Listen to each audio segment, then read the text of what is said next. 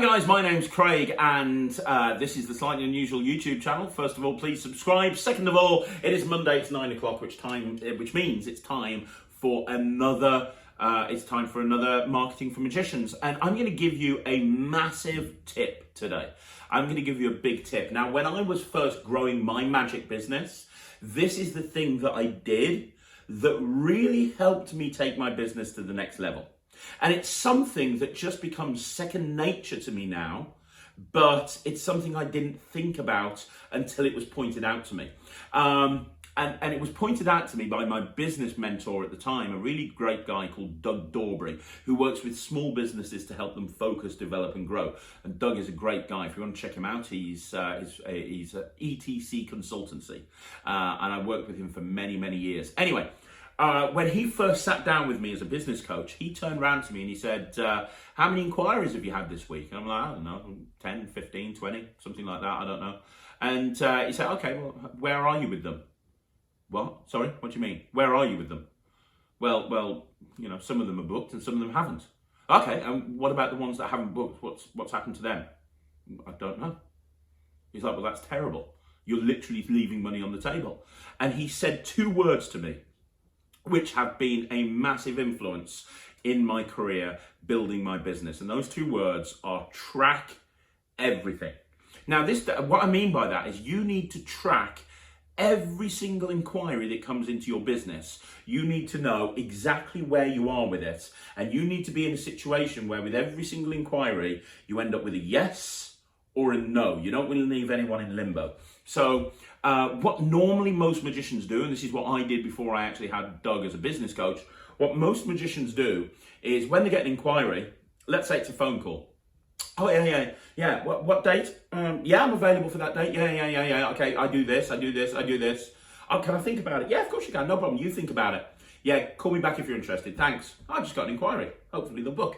Then you go to a wedding fair, right? And you get like maybe 10 leads from there, and it's a case of you've spoken to them at the wedding fair, and you just hope that they call you back and book in. You might have an email, an email inquiry. Brilliant. Let me just email them back. There we go. Yes, I am available. The price is this. Boom. Send. Done.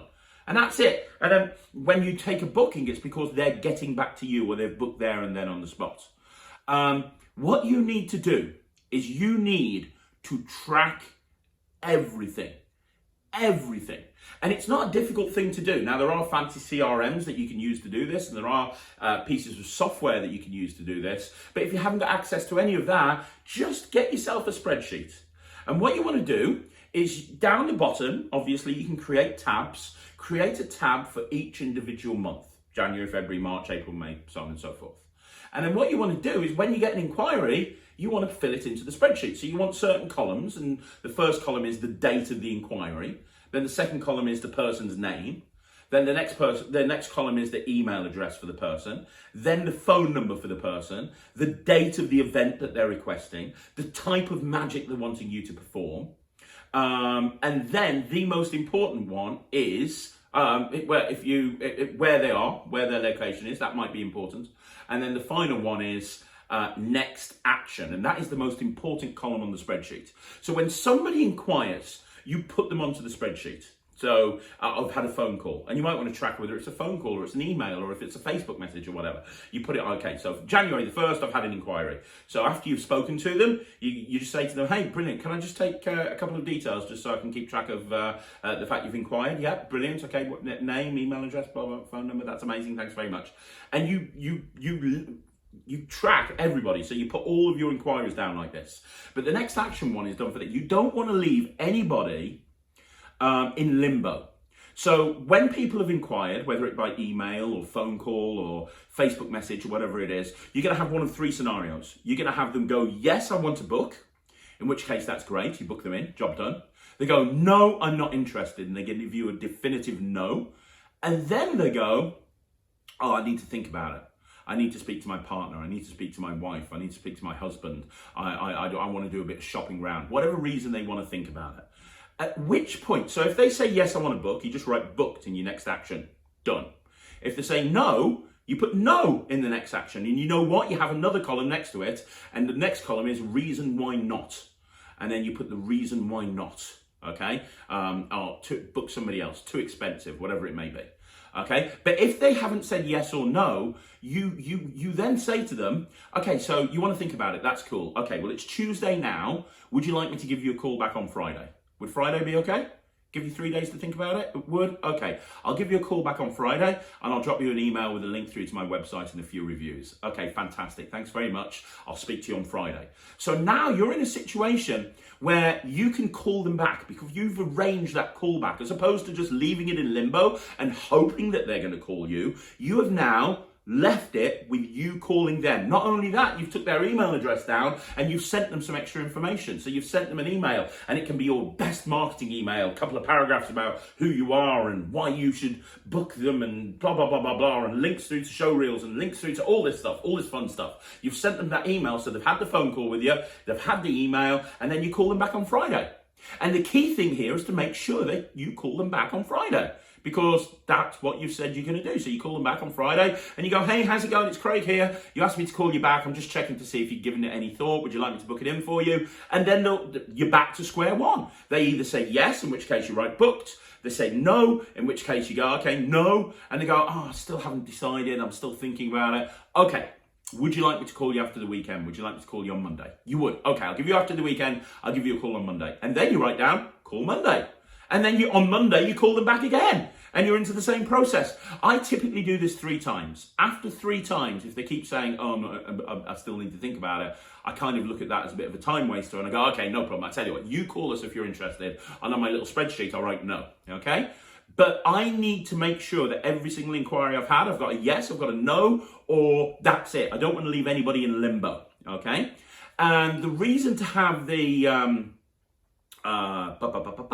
reason to have the column that says reason why not is because now you can track all of your data on a month-by-month basis. So at the end of every month, you're going to have on this spreadsheet all of the inquiries that you've had, and you're going to have all the people that you've booked. So you're going to be able to work out your conversion rate. If you've had 50 inquiries and you've had 25 bookings, you've got a 50% conversion rate. And then you can use that to set goals. And you can go, well, next time I want a 70% conversion rate. We need to work on doing a 70% conversion rate. It allows you to work out your conversion rate, right? The other thing is the column that says reason why not. It allows you to see if there's common reasons why people don't want to book you. So for example, if there's lots of people that have said too expensive, well, maybe you need to look at your pricing strategy. Maybe not, but maybe you need to look at your pricing strategy. If there's lots of people that have said, I've booked somebody else, well, maybe you need to re-examine your marketing material or your sales pitch, because obviously people are interested enough in you to inquire, but you're not pushing them over the edge because they've booked somebody else. So now you need to go, okay, well, what am I saying? What else can I say to try and get people to go from inquiry to booking? And then if you track the source, so where did you find out about us? That's the other column you need. Where did you find out about us? Oh, internet search. Oh, Facebook. Oh, Twitter. Oh, this place, that place, the other place. You can track that as well. You can say, well, 50% of inquiries have come from internet. Only 5% have come from Facebook. That Facebook money that I'm spending isn't working. I'm going to stop doing that because obviously it's not working. You know, and it allows you to make decisions within your business. It gives you the numbers that you need to make decisions in your business to help move your business to the next level. But you can't do that if you're not tracking everything. And then what you can do, the following January, you then keep that spreadsheet and you call it the 2020 spreadsheet. And then the next year in January, you've got something to compare it to. So you can set goals and you go, well, last year I got 50 inquiries in January and we got 25 bookings. So this year I want to have 75 inquiries. I want to get 40 bookings. And now you've got something to aim for. Now you've got a goal, and we'll talk about goal setting in another video, but you can't do that if you're not tracking all of this data. So it is vitally, vitally, vitally important to track everything that you do and make sure that you've got that in front of you. And it's not a difficult thing to do. Just set the spreadsheet up, and every single time you get an inquiry, throw it into the spreadsheet. Hey, you might track it and realize that you're doing all of these wedding fairs, or you're doing, you're going to wedding fairs, you're getting all these wedding fairs, and almost nobody's booking in. And then you kind of think, well, all this money I'm spending on wedding fairs isn't probably going to be something that I really should be spending. Okay, so track everything. That is the message for today's Marketing for Magicians. Track everything.